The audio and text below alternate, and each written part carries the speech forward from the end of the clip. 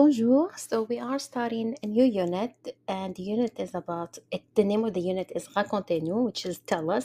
And in this unit, you will be learning different fairy tales in French, and you will be learning how to write and how to understand a fairy tale in French. So these are the objectives. So first one is you will learn how to exchange information about fairy tales and stories in the French culture. You will also learn how to interpret different authentic text, videos, and you learn the importance of stories and fairy tales in the Francophone culture, especially the African culture. And then you will also present, write, and read short stories in French. And at the end, you will examine and share Francophone stories that you learned, and then you will compare them to stories in your own culture. Le conte de fées, which le conte de fées means fairy tale, and we are going to learn about the characteristic of a fairy tale in French, and then we will learn about the English too. Just we're gonna compare the two. So fairy tales in general, same as in English. So you will have to have a magical element, which is most of the times it will include magic, enchantments, and mythical beings like fairies, witches, dragons. And you will have to have, same as again in French, you will have to have a problem and the solution. And then you have specific phrases that we use, and I will show you the French ones that we use. And then the characters in the story, same thing as the English ones. So basically, French fairy tales are similar to the English ones. The only difference is that when it comes to the culture and the value in that culture, it might be a little bit different because, as I said, we are going to learn about some African fairy tales, and you will see what I'm talking about. So these are some of the words that you will need to be able to understand fairy tale in French and to be able to write fairy tale. So first one, like for example, if you want to say les personnages, which is the characters in the story. So a hunter is le chasseur. And then you might find in the story le roi or la reine, which is the king, the queen. So first one, le chasseur, chasseur. Second one, le roi, la reine, and then le dragon, and le sorcier, la sorcière, le magicien, la magicienne, warlock, and witch, le prince, la princesse, prince and princess, and vieille femme, vieil homme. So the H is silent for homme. So vieille femme, vieil homme means old woman and an old man. Then, when it comes to the imaginary world, which is the place where the story is happening, so you might find places like une forêt magique, a magical forest, un palais or un château, a castle, un village, un pays, une ville lointain or lointaine. So most of the time they will say un village lointain, which is a faraway village or faraway country or a city. You will never find the specific name of that country. Like you're not gonna find, you're not gonna see say a story that says in France or in Europe. Most of the time it is an imaginary place. So most of the time you will not have a specific location. Un royaume lointain, a faraway kingdom. And so, as I said, we're talking in general. We're using which is the indefinite article, because we do not know where is that place. We do not know the specific name of that place. It's just a random kingdom, a faraway kingdom. And then sometimes you will find a place like une petite maison, which is a little house. We do not know again where is the house, and like the city or the country where that house is located. And there are some sentences or set of phrases that we use in English, and you will see the French ones that we use to start or finish fairy tale. For example, the beginning, when you say once upon a time, in French we say il était une fois. So I do connect the T with the U sound. Il était une fois. It means once upon a time. And then once upon a time, and then that's when in the beginning it was like the happy beginning, and then when you want to say suddenly something happens, which is the problem. And for suddenly in French we say soudain, soudain. The next day or the day after, le lendemain, le lendemain, or you can say un jour après, un jour après.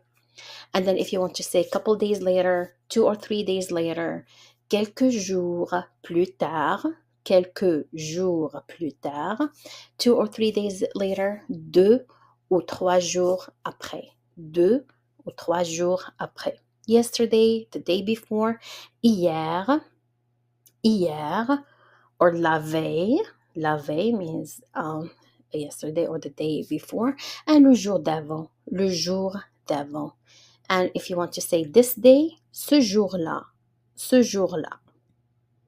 And this is like the setup that you will have to follow no matter what when it comes to writing a fairy tale in French. Even when you're reading it, you will see that the we always follow the same order. So first one is gonna be la situation initiale.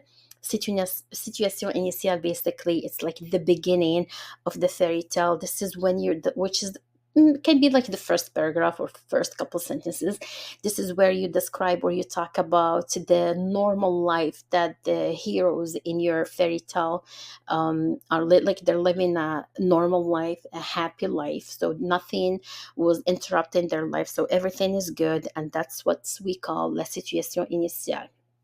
And then the next one, which is after you talk about the normal life or you describe the normal life, and in this paragraph you can describe the characters, like it was like a young girl living with her grandmother in a small house in the forest. So this is basically you're describing their life.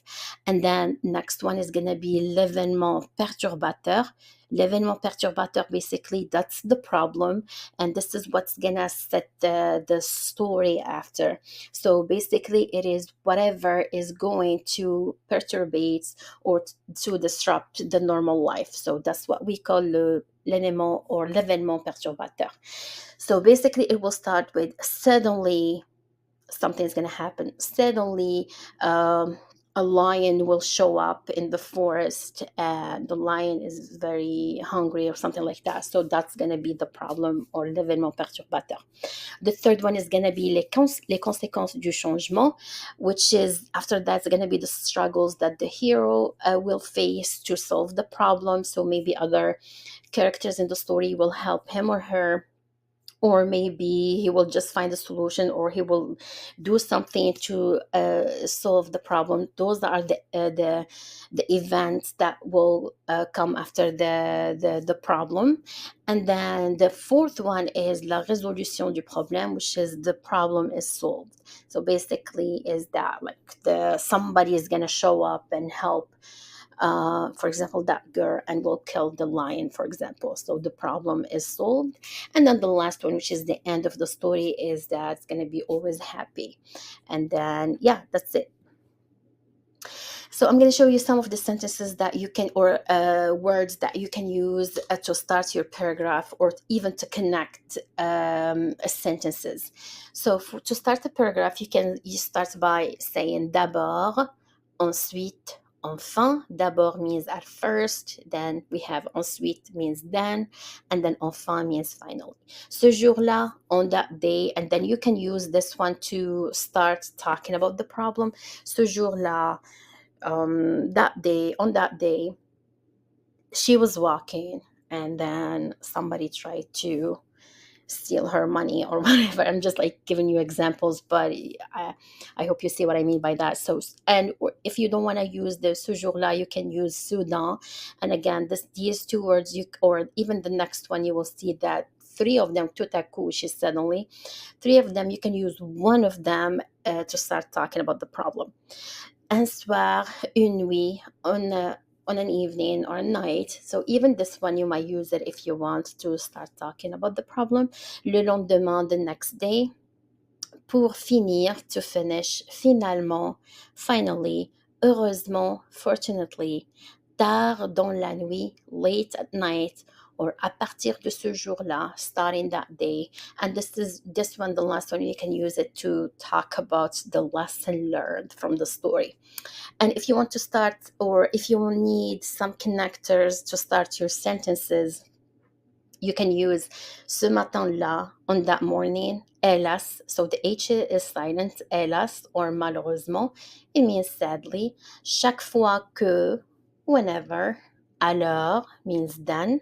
Après means after. C'est pourquoi, this is why. C'est ainsi que, so I do connect the T to the un sound because of the AI. C'est ainsi que, this is how, depuis ce jour, since that day. Quand, when, donc, therefore. Pendant ce temps, meanwhile. Pendant ce temps, the T silent, PS silent. Pendant ce temps, meanwhile. Néanmoins, however. D'ailleurs, moreover. So yeah, that's it. Allez, merci, au revoir.